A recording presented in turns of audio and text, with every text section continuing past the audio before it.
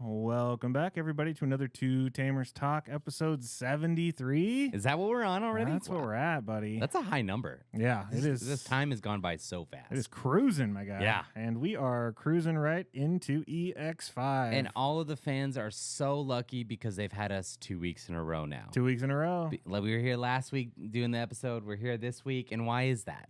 It's because our good buddy Basil, Justin, Ryan, Jacob, we got a whole bunch of buddies from the channel. Nito. Yeah, Joe. Everyone's going to local or going to They're nationals. all going to nationals, man. Nationals is this weekend. We're holding down the fort. We cannot wait to hear how they did. Yeah. What the top decks are going to be. Just all sort. We have so many questions we got to know. So I think next week's podcast episode is going to be awesome. Yeah, stay tuned. Yeah, stay tuned. Have all that like Nats debrief going on. I'm sure you guys will see by then the results of what deck won or whatever. Yeah. But we want to hear it from them who were there. I can't wait to see how they did. Yeah. They've been testing rigorously. Non-stop. Preparing. Absolutely. You know, last night was our last locals before Nats. And so we saw some grit. We saw some grime. We saw some good EX5 goodness coming out. You know? Absolutely. Yeah. It's a good time, man. You know, with Nats going around, do you have like a prediction of what you think the top deck's going to be, or do you think there's going to be like a key ratio or anything you think is just going to be that difference maker? It's tough because you have Bandai that gave out the restriction, the future restrictions. Yeah. And so you're going to have the people that are like, well, those must be broken decks, so I'm going to play those decks. Like, so absolutely. Why wouldn't I? I think if they're broken? I think Anubis and Melga are going to be very heavily represented. Yeah. So, I mean, just by the numbers, they could take it. But I also think that there are very good contenders in Red Hybrids. Yeah. Red Hybrids is really strong. I know that's one that you think might sneak in there. I'm kind of thinking that, man, because I think Red Hybrids is just so fast, and it already used Crimson Blaze before these decks that did all this stuff, right? Yeah. So it just benefits the Red Hybrids even more with the meta right now. Yeah. But it's tough, man. I'm either leaning towards a Red Hybrid player is going to win. And I think if a Red Hybrid player won, maybe the Uko would be like that key difference maker in the deck. Having that as an additional level 3 to really speed the deck along. So be really curious to see if Red Hybrids wins, or if it's in the top 4, top 8, whatever, like the number of Bokomon, Nemon, Ukomon, like if there's a key split, right, between all that. Because I've seen lists that are like 2-2 or 3-1-2 or, just weird numbers. And sometimes I don't get it. But it's hard to say Anubis is not going to win. I know Melga's strong, but I feel like Anubis is just the top dog. And I am a little scared that we are heading into a one-deck format almost. For a month? I know it's only for a month, but, for us who are at locals trying to keep that scene going, I don't want to lose people because they're like, I'll just be back in a month when Anubis is It is gone, pretty strong. Right? There are ways to counter it, I would say. It's just hard in the fact that the ways to counter that kind of make your deck weaker to other decks. Sure. So unless you're playing all Anubis, then you're kind of in a bad spot. It's tricky though because we only have EX1 for a week before Nats. So how much have these people got to practice? Are they just grabbing Anubis off the shelf? Are they just grabbing Melga off the shelf because it got restricted and it's one of the quote unquote threatening decks to Bandai, so they got restricted. So they didn't have a lot of time to practice. Or are you going to be like a bunch of our players that have grabbed these newer decks and have been simming them for on the simulator, on weeks and tabletop, weeks and on weeks. everything. And I printed proxies of all kinds of stuff. I mean, first of all, our team is amazing here at Digital Gate Studios. All the guys that we're associated with, super friendly, super nice. Go say hi to them if you want. Sorry I'm not going to be there, so you can't have a picture of me or my autograph. You'll have to deal with them. But they want to come talk to you. We're very much looking forward. We cannot wait to see the difference. Go meet the good players that contribute to the Go channel. Go meet the good players. Go meet them. But I'm also very curious, too, if we're going to get to that point, right? I know I'm not supposed to talk about One Piece on this channel, but One Piece just had a big Europe event. Yeah. And the first 3 decks were all the same deck with like 1 or 2 card difference. Really? Yeah, and so I'm worried that Digimon is going to have that with Anubis. But I'm also curious if it's going to come down to what 6s were played as their secondary 6s, the number of Leviathan, the number of Mervamon with the pairing with the Anubis, right? Yeah. Or how many Saberdramons were played, right? Like, if, for example, it's a hard time financially for certain players, because Anubis is a relatively cheap deck to build. For sure. I think the Saberdramon might be the most expensive card if you don't alt-art it. Yeah. Right? Well, you can't alt-art the Saber. You can't, right? Yeah. No. So if you don't alt-art the whole people deck, can only afford 1, 2, or 3, and I don't even know if you'd want to play more than 2, if you want to play 3, right? I'm just saying. Yeah. Is that going to contribute to certain people's standings? I'm very curious about how this whole Anubis thing is going to work with the ratios. Are we going to see top 3 Anubis players with only 1 card here? This guy played 2 of this guy played 1 of that, or something interesting, right? I'm kind of looking forward to seeing the results of that. Yeah, I'm looking forward to see just based on our regionals, because we went in there thinking, okay, it's either going to be this deck, or this deck that wins. Yeah. And then all of a sudden Machine Dramon comes out of the woodwork and just wins the whole event. And what are the odds of that, by the way? Because it's pretty good. What are the odds the deck that you basically had the first deck profile video of Machine Dramon? Been such a diehard Machine fan. Basil's been diehard of it too. Basil's taking it over, man. You guys are both killing it with Machine Dramon, and we go down there with the representation. None of us commit to the machine, and then that wins while we're there. Like, it's almost fitting, you know? It's like that storybook ending, right? It was that's a great deck. It's a lot of fun, and it just keeps getting more support. I'm gonna play it in 15 or 16, whenever we get that new Cyberdramon. Yeah, that's or Megadramon. Sure, that one. Yeah. There's a lot of good stuff. I know BT15 has a lot of good stuff for the cyborgs and the machines and stuff like that. Like, I'm personally looking forward to updating Raidenmon with just that new Gigadramon searcher. Seems really good to me. So there's a lot of cool cyborg machine pieces, and I'm just very much looking forward to the future of Digimon. Yeah. Well, we do have to issue our official apology, because guys, last week we talked about it. We're like, oh yeah, we're gonna have this EX5 case opening. Yeah. And guys, the Pacific Northwest got hit with a crazy ice storm that specific weekend. Essentially, it started the day that the product was supposed to arrive and didn't end until like 2 days ago. Yeah. And so, we're still waiting here for our local shop to get it. Yeah. And FedEx sucks, man. Like, I'm sorry if we lose a couple viewers because you're either FedEx fanboys or you work there, but man, it is... Ooh. Team FedEx or Team UPS, right? No, I mean, you could put it in the hands of the federal government and it would have been here by now. It would have, you know what I mean? Like, it's tough, man. You know, like, we definitely were looking forward to opening a case of the set. Yeah. We were definitely looking forward to the views, but I think if we just, like, even if we got the case in the next couple days and opened it, I don't think the views would be worth it. I think people are already past that, moving on. And the value of the set, man, it's like a brand new car. Like, once you drive it off the lot and crack that box, I mean, all those alt-arts are only like $10 to $12 now, if not less. Well, I use the money that I was going to pay for the case, and I just bought all the alt-arts I wanted on Friday, the day of the release on TCG Player, and it was actually kind of fun that way because I got some cards in time for locals that we had last night. Yeah. And I was like, well, what's the one deck I can build with the EX5? And I built it, and it was fun. Yeah. So, I mean, it was kind of like one of those up to fate kind of things, and sometimes I enjoy that, you know, especially being a card game player with luck, with security, drawing top deck, and all that stuff. Sometimes it's kind of fun, but no. So again, sorry that we didn't get EX5. BT15, hopeful for BT15. Should be out of ice weather by then. Yeah, I would hope so. Right, just random blizzard happens again. And the other kind of deciding factor is those ghost rares, man. The lottery pulls for the Melgas just really tanked. I mean, going down to $130, $140 a couple days after release, just I don't know. Sure. It's kind of great looking cards, man. I'm telling you. I know I picked up mine just because it was just I waited for the prices to drop, picked them up, pretty decent price. I'm pretty happy with, and nothing more else to it, right? Yeah. Print better cards for your ghost rares, Bandai. Yeah. But we have a lot to talk about, and a lot you were wrong about, sir, in the last podcast. All right, the theme of this week's episode is that Jeff was wrong about how badly I was wrong last week. So, first of all, huge shout out to everybody who watched last week's video. I just looked before we started recording that last week's podcast has 1.1K views. Oh, yeah. Right? So that means you guys all chimed in and watched me be wrong and were super awesome about it, and I love it. And I'm all for being wrong, too.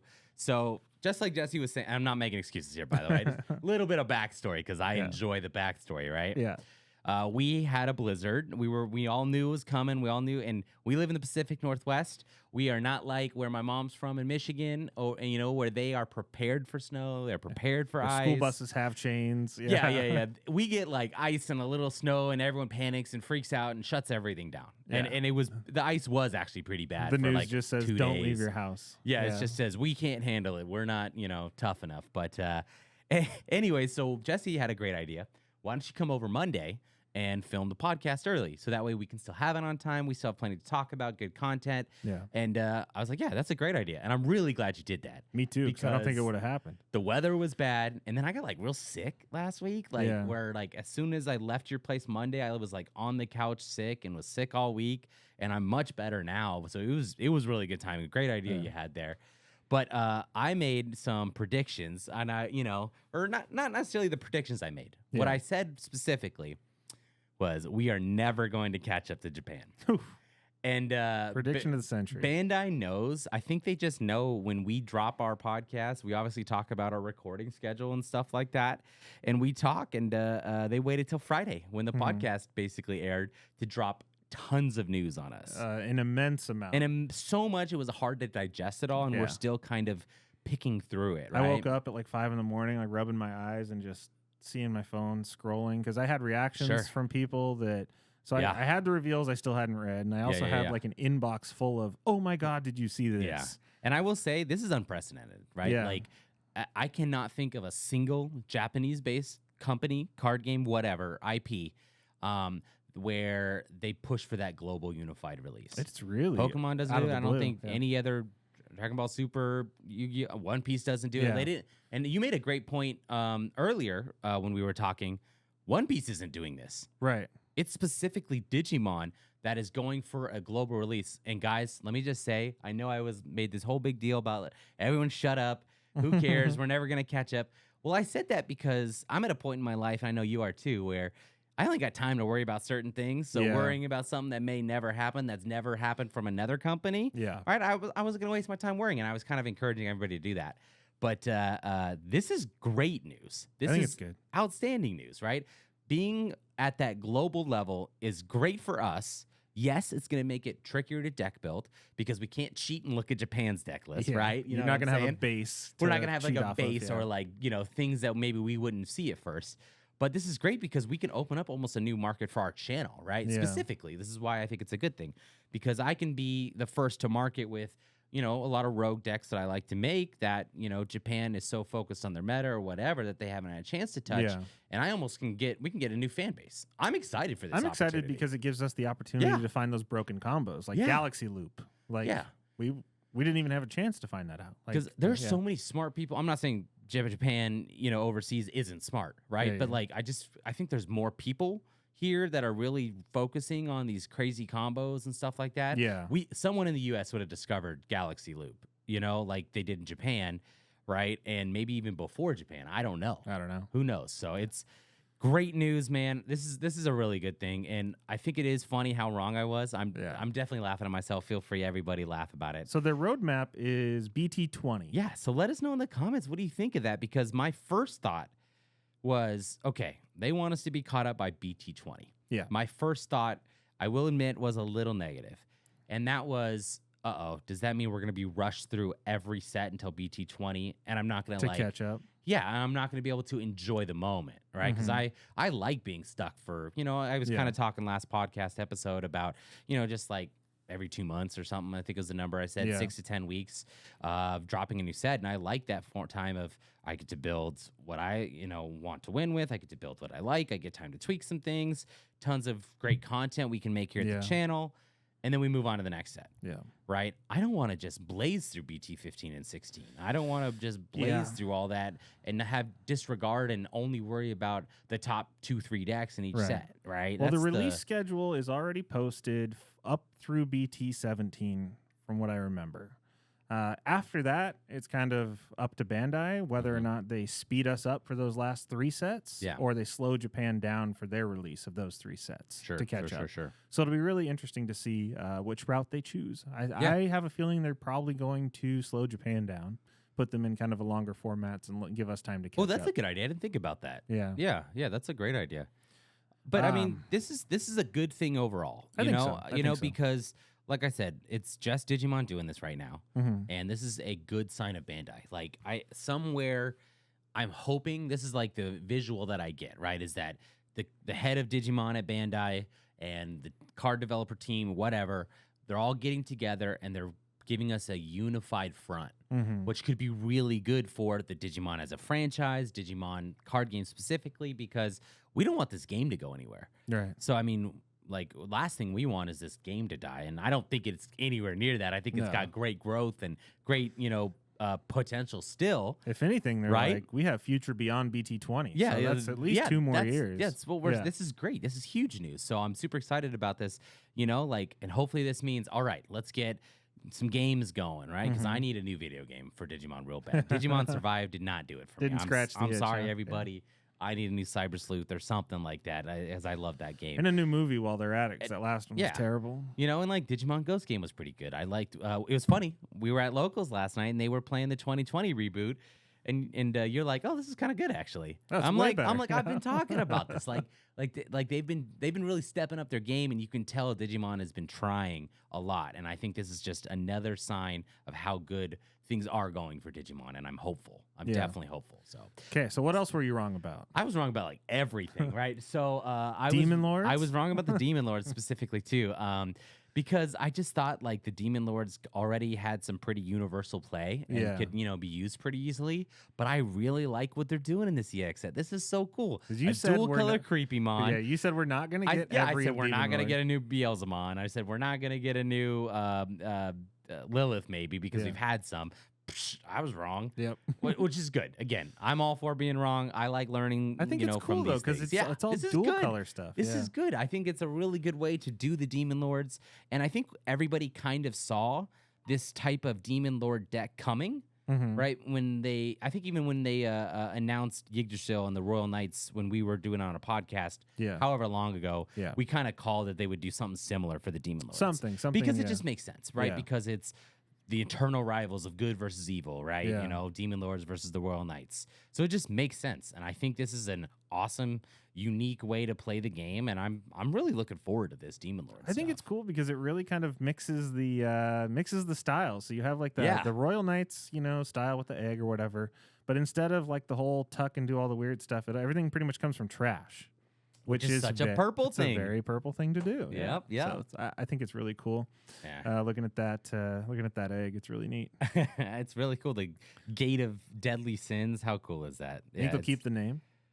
I think so. I think Digimon they'll keep sins in the name. They have to, right? Because the Demon Lords, the 7 great Demon Lords, are based on the 7 deadly sins. I can't imagine they take that away. I mean, I don't know. If we can have a Digimon like Gundramon. With just guns, just a whole body of guns, we can have the word sin on a card, okay? Okay.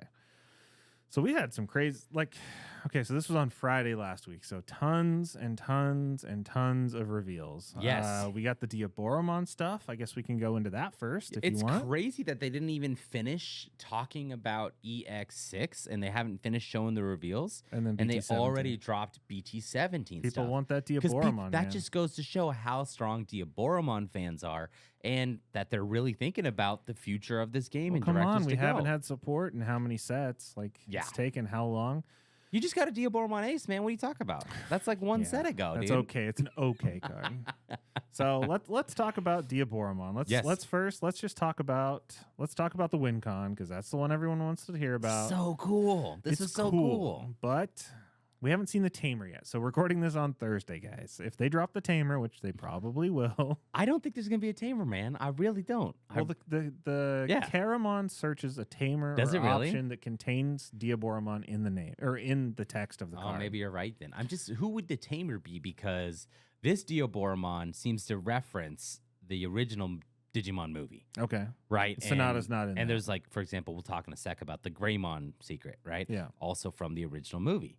Sonata was in the movie. He was in the Cyber Sleuth games, and he would have, a Diaboromon line Digimon. Okay. So I'm all for having a new Sonata. I think that would be great.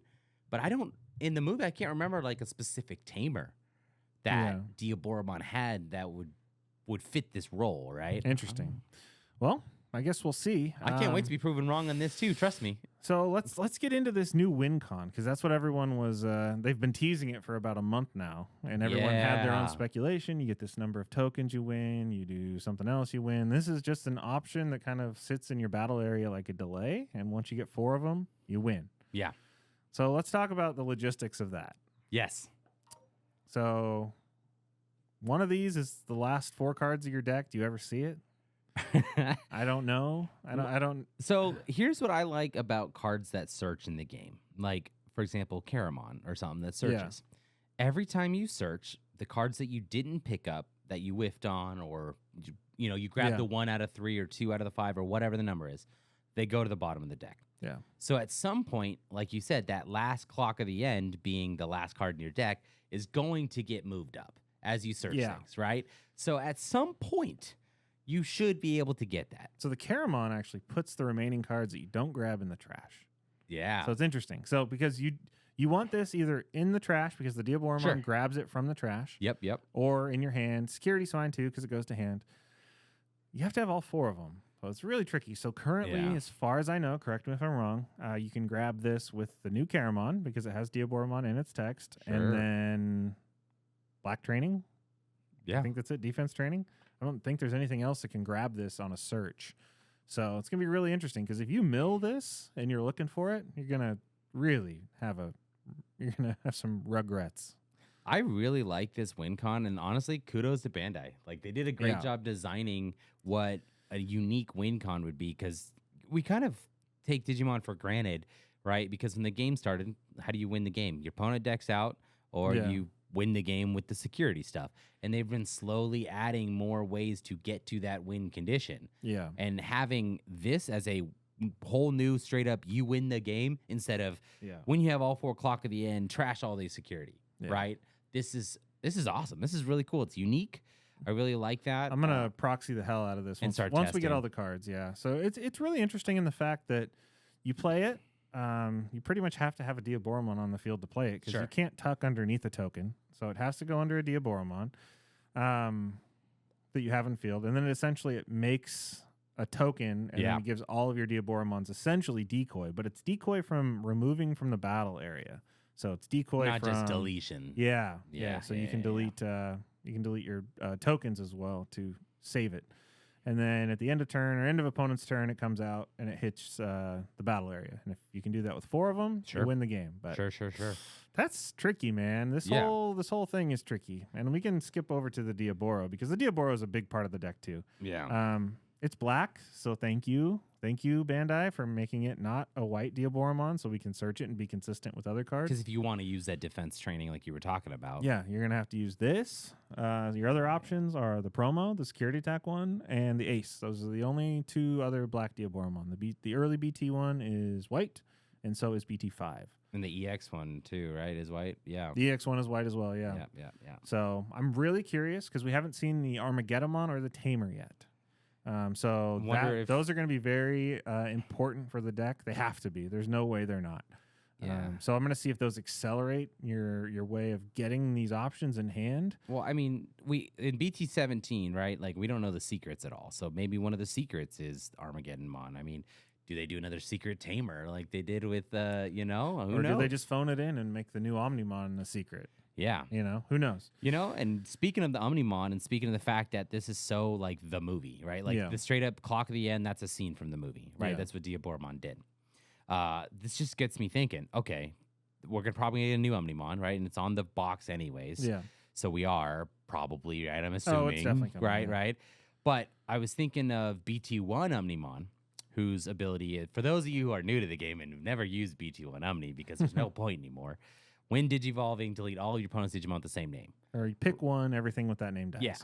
Whatever the verbiage is exactly, right? So if you had Diaboromon, you would delete all of them, all of the tokens and stuff. So you already had that Omnimon versus Diaboromon, right? Yeah. You had that from the very beginning. So is this going to be a new Omnimon that could potentially interact with the options on the field? Because we don't have a way, right? Like, to clear delays. If your opponent gets 2, 3 clock of the ends, and you're trying to control the game, trying to play defense or, whatever, is there going to be a way to react with those options? I don't know. Or maybe just really specifically the Omnimons when digivolving, right? That's really tough, right? It's really interesting in the fact that this Diaboromon, pretty much they've mixed mechanics here. So essentially, you tuck the option. The option protects the Diaboromon stack from basically removal, other than DP reduction. I don't think you can stop that. But this Diaboromon itself also redirects attacks into tokens. So you have like the analog man protection, and you also have, like some other good protection with the option. So it's really interesting to see how sticky this Diaboromon is going to be, because if you're trying to OTK or go wide or use one of the other Diaboromon strats, this Diaboromon is not going to do very much for you, because it doesn't do a lot by itself. So this one seems to be geared for this win condition. Yeah. It does play 2 tokens, which is pretty cool. That's sick. I like the That's 2 really tokens. Cool. But the hard thing is the rookies and level 4s. We talked about that before. It's just the level 4s for Diaboromon are amazing, and they have been amazing. That's never been the problem. You either gain memory, they all have rush, they all have decoy. The Caramons are always good. Dig 5, grab 2. Draw 1 forever, and not once per turn. So you make 6 tokens, you draw 6 cards. There was nothing that drew as much as Diaboromon did back in the day with that Caramon. So it's really interesting with these new support cards. You get the 3 and the 4, and both of them, one searches, the other one pops a floodgate. And then if you delete a Diaboromon token, I think it plays for cheaper or something like that. But the inheritables are the important part. So the inheritables on these are both on deletion, play a token. So now, with the addition of the old Inframon, you have a 3, a 4, and a 5 in a stack that'll play a Diaboromon token when it blows up. That's awesome. So once again, it's really interesting to see kind of the mindset. Is that the direction that Bandai's intending this deck to go? Like, do they want it to be a sticky board and then a gut check for your opponent? Like, do I want to pop this thing and make 3 bodies that are going to kill me next turn? I don't know. It'll be really interesting to see how this deck gets built. I'm going to proxy the ever-loving hell out of this and try a bunch of whole different. I'm going to try all kinds of stuff with this. This looks like a really fun archetype. We're not going to see it until it's sunny and nice outside here. But I'll be ready. We'll be ready. I'll be ready for the deck profile in 6 months when this comes out. But I'm really excited for the Diaboromon stuff. I think all the fans are ready. And it's going to be a good time. So still waiting on those last 2 reveals. If they come out the day of this, we'll talk about it next week. Talk about them next week. Well, let's talk about your Greymon boy. This is your card. You love this thing. I was very excited about this because, yes, I am one who has complained about the Greymon card game joke. Yes, that there's so many Greymons in the game. I get it. But right out of the gate, it's really interesting that they just gave us a secret right at the beginning of a set reveal. Yeah, for BG17 secret, so it's still a ways away, right? Which means the other secret can't be the Greymon Omnimon line, right? It's got to be the Diaboromon line. You would think. You would think, right? So, but I don't know. Give us a secret tamer for Diaboromon. Give us a arena-esque. Could you imagine? Broken card. Like there'd be riots out in the streets. I think. I think they learned from Rena not to do that. What? This is such an interesting card to me, right? This Greymon, right? Yeah. So this is why I like it, even though yes, we have a lot of Greymons. It's a white Greymon, but if you look at what it can digivolve on, it's a weird color wheel. It can wheel. digivolve on any Agumon for 2, so you can still digivolve on black. But the color wheel is specifically 4 colors. Blue, red, yellow, and green. It's very interesting because say purple and black, nah. Yeah, because Greymon line has been in black. Right? And so now it's like they're excluding that. I wonder why. But there's a purple Greymon too, isn't there? Yeah. I think there's one. What's the purple Greymon? It's Skull Greymon. There's no old purple Greymon, is there? Is there? There can't be. I don't think so. I'll look it up. We'll look it up. Look, anyways. So Digivolve's on 4 colors, so it's really unique. So you kind of like, okay, are they going to have other Digimon in this level that can only Digivolve on those colors? What's the benefit of having, for example, green, right? Yeah. Yellow kind of makes sense because you have some of the shine gray stuff, but like, why green? I'm very excited. I want to play Greymon green. That'd be fun.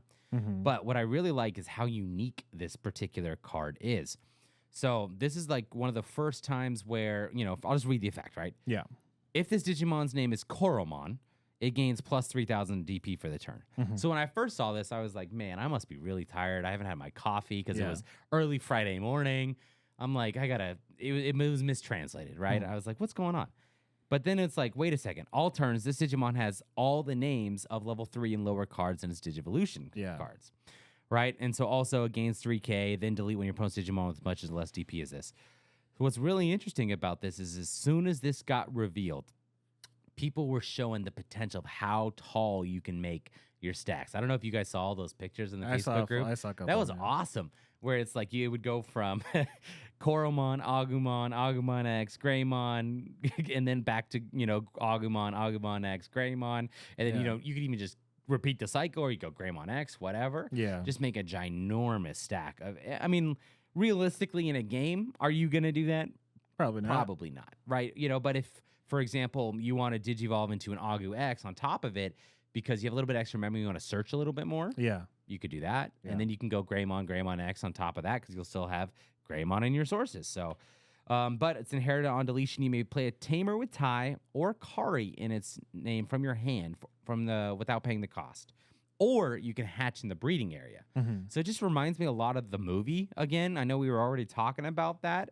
And it's interesting because I remember on an earlier podcast, I was kind of thinking, right, because BT 14 and BT 14, BT 15 seemed like they were focusing on season 1. Yeah. BT 16, it seems like they were focusing on season 2.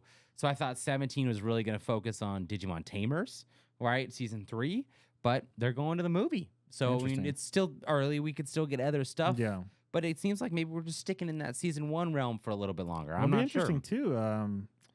Tai and Kari, it'll be interesting. Maybe we get a white dual tamer, Tai and Kari. White dual tamer. Like they did with Matt and Tai in BT5. Yeah. Or, maybe it's a Kari in red that benefits some Greymon stuff. Who knows? We just don't know it. But so I was looking at that looking Greymon. For the potential, man. He's purple on the picture. Oh, that's the virus Greymon from BT3 you're thinking of. Yeah. That's fair purple. Enough. That's Greymon, fair enough. Yeah. But yeah, no, this Greymon. It's just unique. I like when they give us unique things like this. Yeah. And it's going to have a sick alt art. I can't wait to see it. Man. I hope the alt art is Greymon when he fights Parrotmon in the city for the first time. You Parrotmon fans. I need a green. Okay, out of all the Digimon we don't have in the card game, why do we not have a Parrotmon? That seems like a perfect BT1, BT2, BT3 vanilla of something that we could have had by now. Yeah. Because I want to have as many different Digimon represented in my collection as possible. They'll get there. Maybe it's maybe I can get a Parrotmon in green that goes with the promo Digimon Liberator stuff. Yeah, we haven't talked about that much. That's another reveal. You can jump into some of that if you want. Yeah. You're more excited about that stuff than I am. That stuff's interesting. They announced that's coming. I think the Nats players are going to get it. Besides, Nats players, if you're watching this, Basil, Jacob, Nito, Rycrup, hook me up with some Digimon Liberator promos or whatever it is, please. I need them. But I'm also curious when they're going to be legal. Yeah, true. Not that I think any of them are game-changing cards, but it'd be kind of fun to play with the green Hawkmon from EX5 with Shushumon. Shushumon's pretty. I mean, what a great name.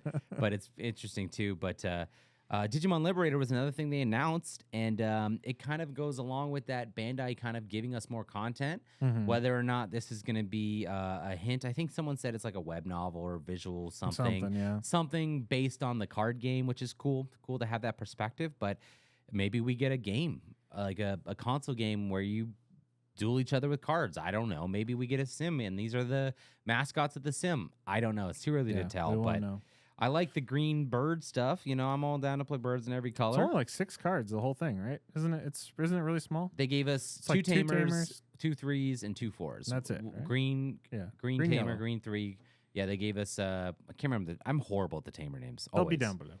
Teromon and Galemon, and then Shumon and Shushumon. Yeah, so 6 cards. I think, 6 cards total. So I'm very curious to see the direction that goes, but it's fun, man. It just seems like a good time to be a Digimon fan. For sure. Right, for sure. right. Okay, now this was buried in the news that day, and I don't think a lot of people really paid attention to it.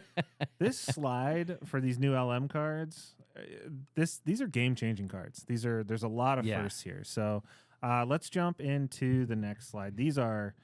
Let's talk about the scrambles. Can I interrupt you for 1 sec? Because your scramble conversation is really good. I got to ask a really dumb question. What's your dumb question? Why are these not promos anymore? Why are they LMs? I'm not the head of Panda. I have Somebody no idea. let me know why I have to have a whole new binder for RB, LM, and I mean, I already had the promo binder, and I liked how big it's getting with over 100 cards now or whatever. But it's like now I have a whole binder with like. I don't have any LM cards. First of all, none of us do. None of us but do, now it's like, how many LMs are we gonna get? Why did they stop doing promos? I gotta know. Maybe it's a Japanese thing. I don't know. I'm very curious. If you guys know why, let me know in the comments. But These LM cards are really interesting. They are. And I think you're right. They got buried. I think, because it was just involved in that Friday news dump, and everyone saw Diaboromon and Digimon Liberator and a ton of Nat stuff. Global release, right? Worldwide, yeah. So let's talk about scrambles, because we have universal trainings, we have universal memory boosts, and I think this is another way Bandai is really doing a good job at making equalizing all the colors, and making them kind of have more consistent draw and more consistent ways to get Digimon. So if you don't know what the scrambles do, there's one for every color in the Digimon Rainbow for decks that you can play. So main, one of your Digimon of that color can Digivolve into that color of Digimon for a reduced cost by 3. So eventually you can play it for 2 and Digivolve essentially for 0 for a 3 cost. So you can net 1 back on a 3 cost Evo. So pretty good. And then it goes in your battle area, which is good, because like you said, there's no way to remove that yet. Yeah. And hopefully, I mean, I don't want a way to remove those either. Trust me, I don't. But and then start of turn, if your opponent has a Digimon, you may use the delay and return one Digimon card of that color from your trash to the top of your deck. So you're going to grab something from your trash and put it on top of your deck before you draw. Yeah. Which is really, really good, because purple players, as Basil has said, have had it too good for too long. Yeah. So every color should have the availability or the ability to utilize their trash. No, they should just start playing purple. No. I love this. I think that this effect... it does. It gives every color a little bit more equality in the fact that, if you hit, if you're playing a red deck and someone hits one of the cards you need in your security, then it's in timeout. It's in your trash, and you don't see it for the rest of the game. You don't get to interact with it at all. Yeah. So I think that this is really good, especially for those one-ofs, for the restricted cards. Does this, can you make Grandis more... can it coexist with this card now? Can you use these one-ofs multiple times? Yeah. So you brought up the good point when we were talking about these scrambles offline, where it's start of your turn, right? And so you do it before you draw. Mm-hmm. How many times do you think this card is going to save people from deck out? That's good. That's good too. It's something I was thinking about, right? Because start of your turn, if your opponent has a Digimon delay, so I don't know if it's mandatory or not to do it. Yeah. Right, but let's assume it's not, because like maybe it's just you may delay, right? Yeah. And you have 0 cards left in deck. Your opponent has a Digimon on board. You just bought yourself maybe the turn you needed to win back, right? Yeah, that's great point. So it's very interesting.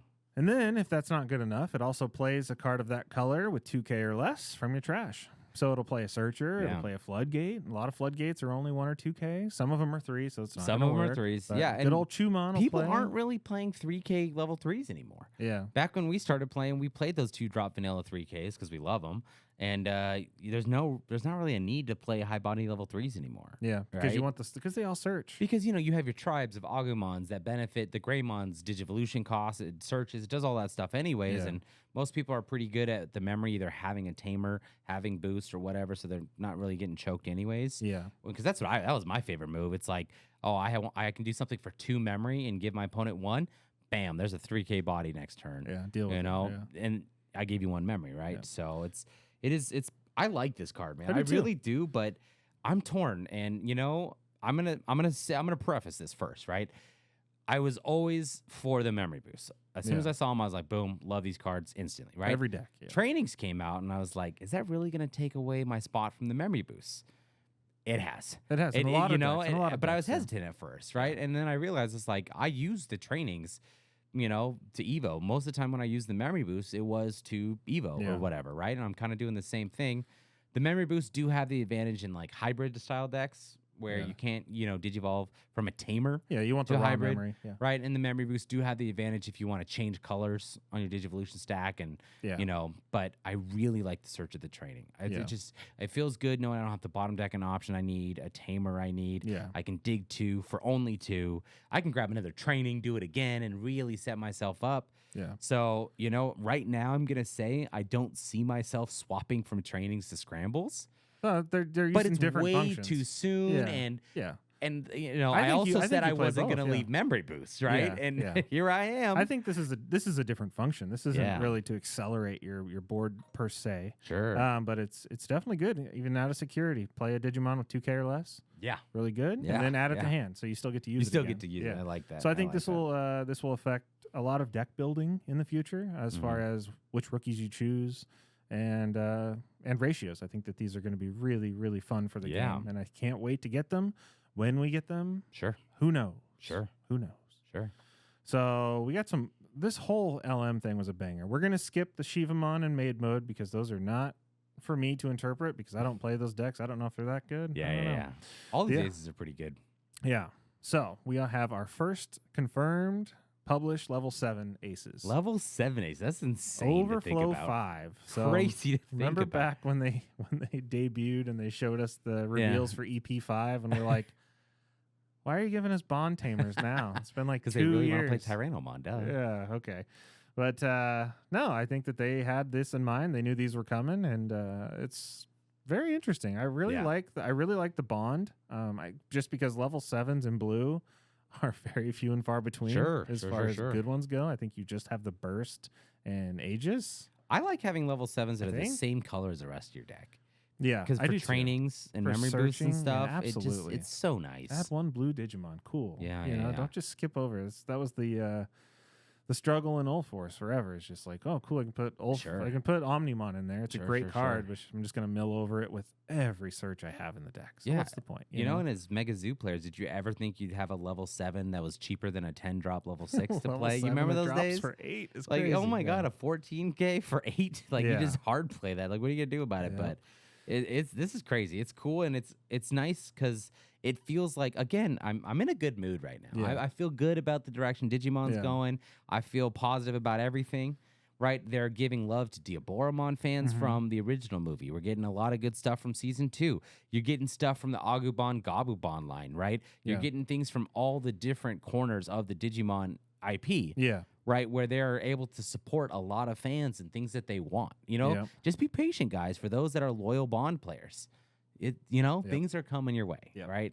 So we have a couple more first on this list. We're gonna go through these kind of quick, but the Cyberdramon. So I'm glad. I wanted to talk about this. Holy crap, this thing is strong, and it is really interesting in the fact that it is our first confirmed ace with an inheritable. Crazy.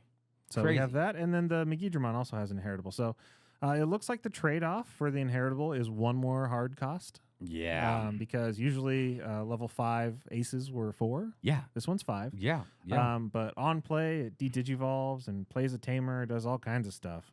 And then, it's just really, really good. And then the inheritable is just when attacking de-digivolve 1. Yeah, well, the Cyberdramon's great. It says you may play 1 tamer, right, with a cost of 4.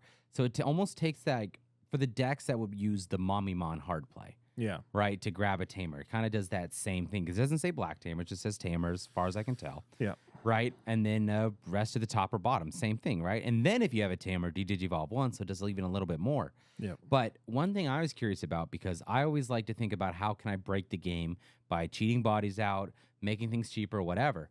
So Pride and Memory Boost is one of my favorite cards. I really like that idea, and it's hard to make that work in every deck. Yeah. So when you're playing it, obviously you go through, you're like, all right, what are black 4-cost Digimon I can play?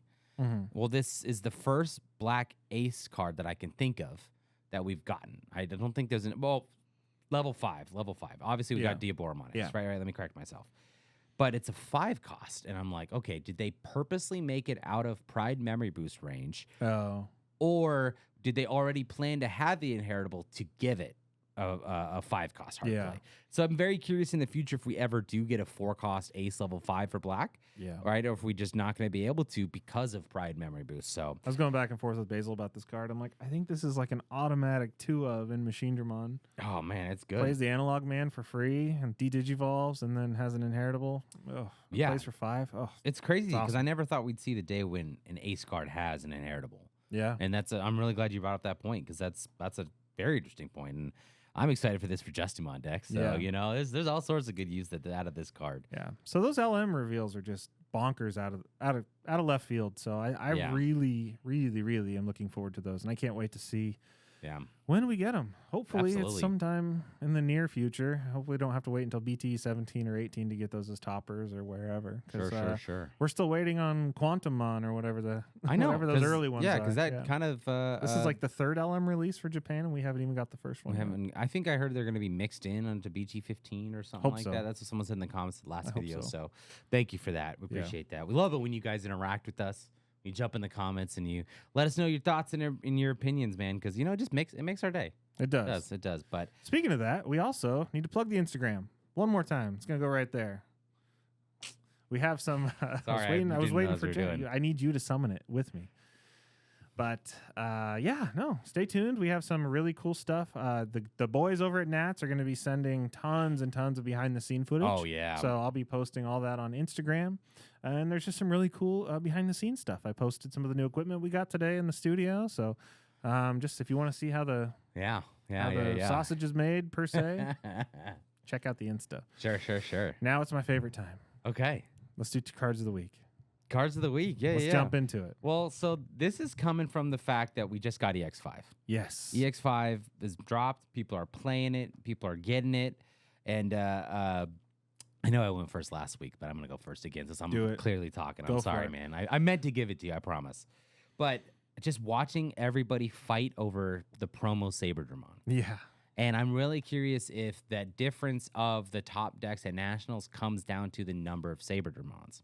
And I know I'm thinking like all the decks that I can play with this. Mm-hmm. So first of all, I'm a bird Digimon fan. I love them, right? And it's purple, it's red. I love those colors. The raid, retaliation, the ability to give it rush with Merva, the ability to give it rush with EX1 Venom Iotismon with the Wizardmon in stack, right? Something everyone's thought of. Yeah, something everybody's thought of. Everyone's I'm a like, genius, duh. right? Yeah. And then also just playing in my Phoenixmon deck, right? And I'm even thinking about testing this in my Hawkmon deck. Like, I have so many uses for the Saberdramon, and seeing this, we haven't had a representation of this Digimon since BT2, BT3. I can't remember the exact. Real early, I want to say 3. I could be wrong, right? And so it's cool to see Digimon that, maybe are underappreciated, just being underrepresented. a staple, and everybody. And I also feel bad that everybody has to fight for them. Because at our locals, it's like everybody's bad, but then he buys 16 on TCG players. I didn't buy 16. I bought 10. 10, okay. But to be fair, I'm not playing in that, so it's like, I bought them, but it's like, and I got 3 of them in the mail, and Jacob's going to be borrowing those for his deck at Nats, so they are going to be for good use, right? Fair. But, that's my card of the week, man. It's just such an interesting card. I love that whole promo thing. I think all of the promos we got out of this stuff was really good and really interesting. Okay. My turn. Yeah. So I'm not going to disclose everything about this card because I want the deck profile to be good and coherent. But I really, really, really, really like the Azulongmon Ace. This card is really fun. Yeah, it is. It's cool. They are power creeping aces up. Yeah. They are making your opponent think about deleting them. So I was looking at this one, and I was looking at the Baihumon because they both have insane on deletions. The Baihumon is on deletion, delete your opponent's Digimon with the highest DP.